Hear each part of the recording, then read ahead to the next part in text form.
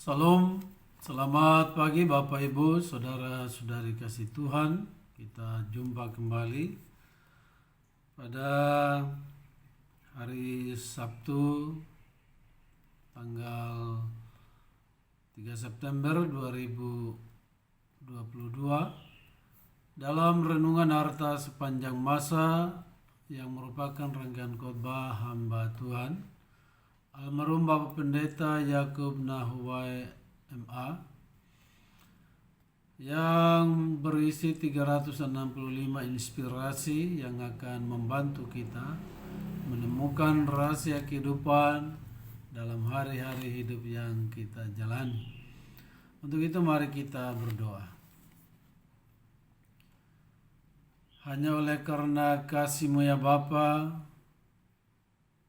kami boleh memasuki hari baru, menyongsong anugerah baru daripada Bapa, dan hanya oleh karena pertolongan Roh Kudus mula kami dibawa masuk ke dalam hadirat kekudusan-Mu, mengambil saat teduh bersekutu dengan Tuhan, memuji memuliakan nama-Mu, mendengarkan firman-Mu dan merenungkannya. Dan Roh Kudus jugalah yang akan memberikan pengertian pada kami untuk kami dapat melakukan firman Tuhan di hari-hari hidup yang kami jalani. Ampuni dosa-dosa kami ya Bapa. Di dalam nama Tuhan Yesus kami berdoa. Amin. Firman Tuhan bagi kita di pagi hari ini, bahkan di sepanjang hari ini, terambil dari Roma 8 ayat yang ke-12 yang menyatakan, jadi saudara-saudara, kita adalah orang berhutang, tetapi bukan kepada daging, supaya hidup menurut daging. Judul renungan, hidup adalah membayar hutang. Sekali lagi, hidup adalah membayar hutang. Sebagai makhluk ciptaan Tuhan, kita semua adalah orang-orang yang berhutang kepada Allah dalam mentaati Dia dengan segenap tubuh, jiwa, dan kekuatan kita. Melanggar segala perintahnya membuat kita berhutang kepadanya keadilan dalam jumlah yang kita tidak sanggup membayarnya. Jadi sekali lagi, melanggar segala perintahnya, perintah Tuhan membuat kita berhutang kepadanya keadilan dalam jumlah yang kita tidak sanggup membayarnya. Tetapi sebagai orang percaya, kita tidak lagi berhutang kepada Allah keadilan, karena Yesus Kristus telah membayar hutang umatnya dengan darahnya sendiri. Jadi sekali lagi, kita tidak berhutang lagi, karena hutang kita telah dibayar oleh Tuhan Yesus di atas kayu salib dan darahnya sendiri. Setiap orang percaya tidak lagi berhutang keadilan. Jadi yang dimaksud berhutang sini adalah berhutang keadilan kepada Allah. Setiap orang percaya berhutang kasih.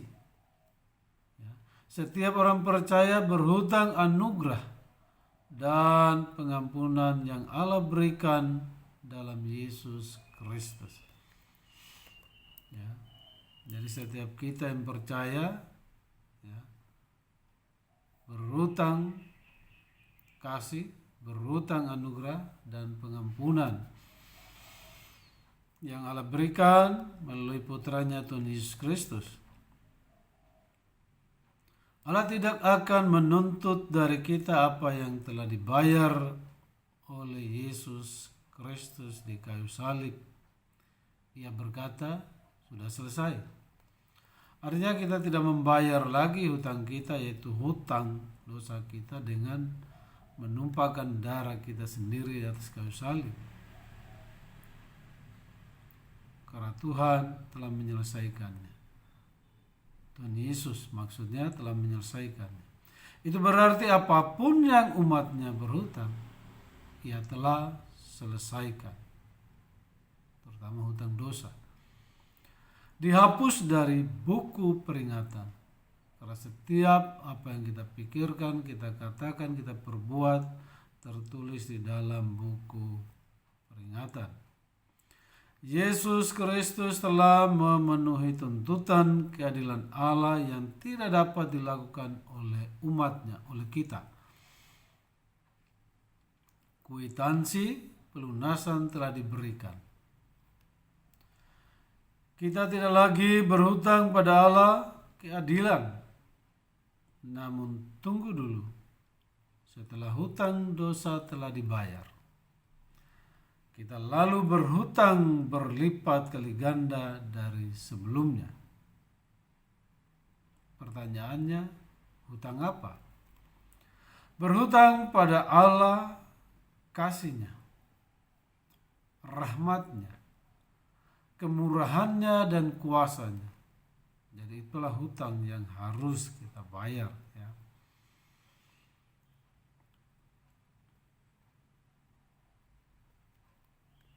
Jadi hutang kasih, rahmat, kemurahan dan kuasa-Nya.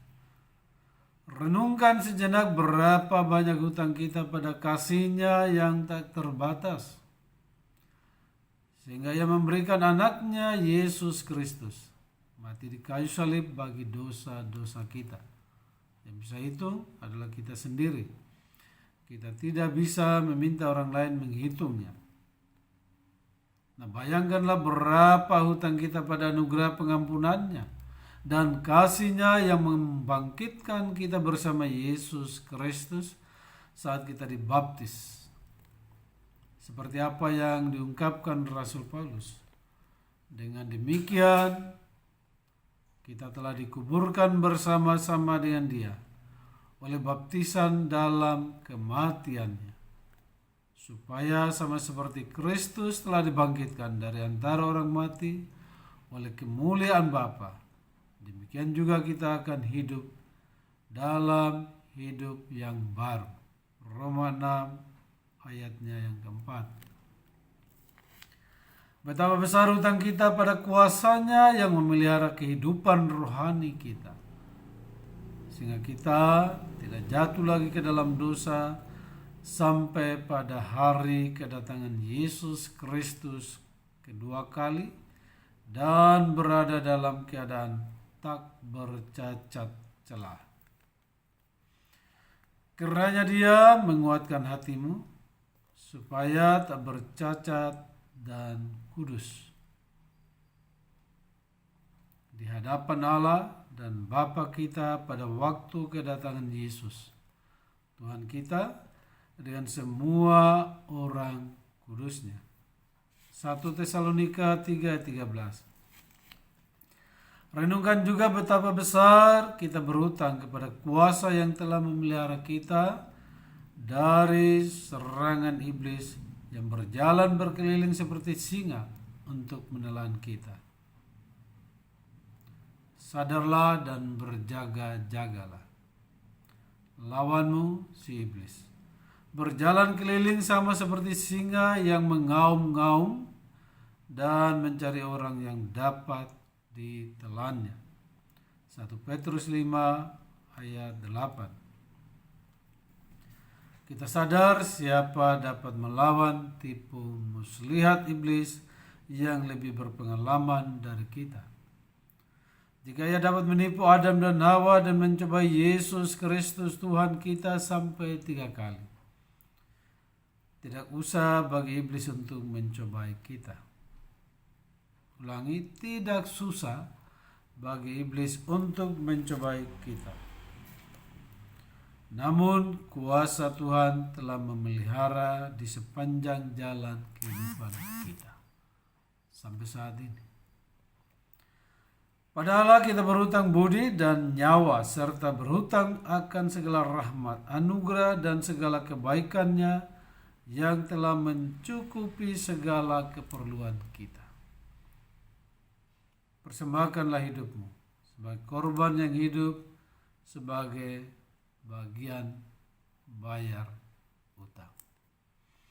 Jadi sekali lagi, kita ini hidup, jadi atau selama hidup adalah membayar hutang.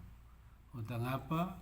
Hutang kasihnya, rahmatnya, anugerah dan pengampunan yang sudah Tuhan berikan kepada kita ketika Tuhan Yesus mati disalibkan.